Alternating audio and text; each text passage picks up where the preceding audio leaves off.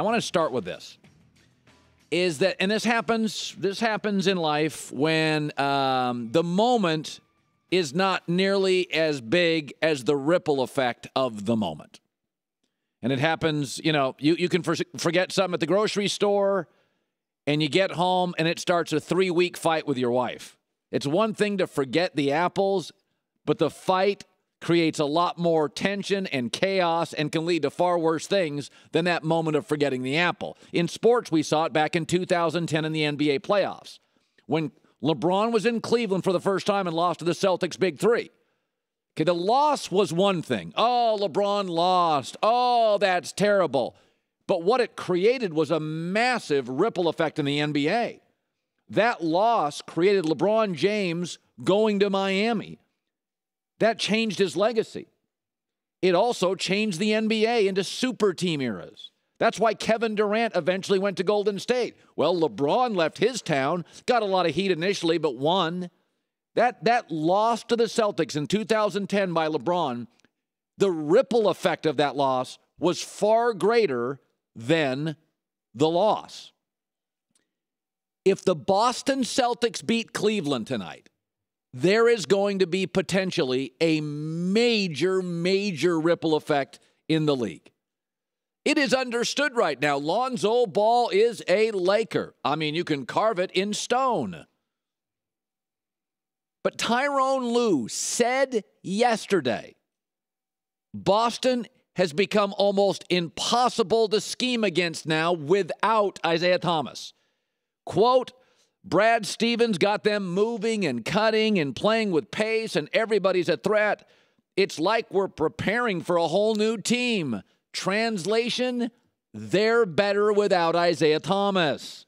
Translation, Lakers, you may not get Lonzo Ball.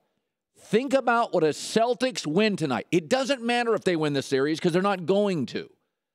But if the Celtics win tonight, Danny Ainge, who tried to trade last year Isaiah Thomas, will see the eventual truth. Isaiah Thomas will leave Boston. Lonzo Ball potentially a Celtic. Laker rebuild stalls. Paul George stays in Indiana. Isaiah Thomas may go west.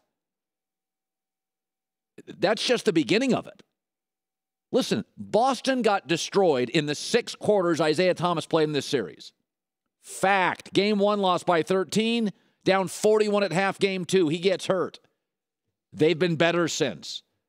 If they win tonight without Isaiah Thomas, they're also in the last 2 games shooting 45% and 40 on threes, better than the first 2 games. They're allowing 13 points fewer a game than the first 2 games with Isaiah Thomas.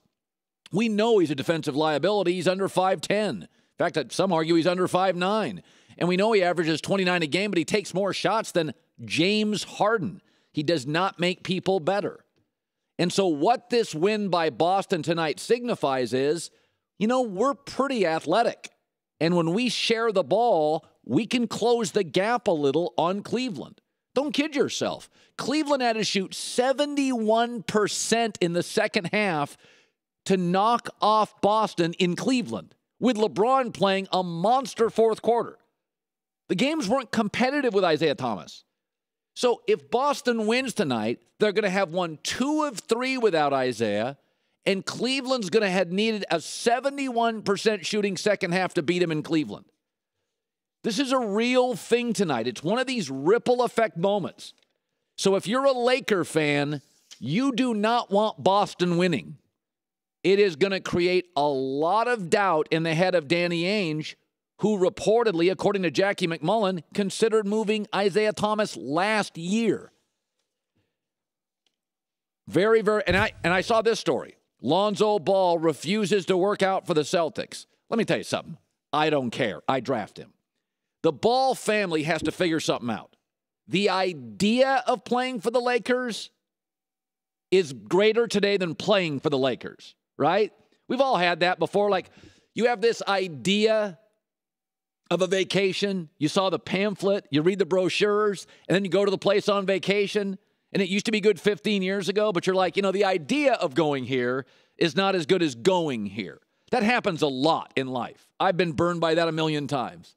I've got this great idea from childhood. I had so much fun doing this. Then I go do it again, and I'm like, the idea of doing it was way better than doing it. The idea of playing for the Lakers, it's way better than playing for the Lakers, especially if Lonzo goes to Boston and they're the second best team in the East the second he arrives. I don't care that he doesn't work out, and I don't care what his dad says. Celtics win tonight. We had him on a show. I asked him about Boston. Here's what the dad said about Boston.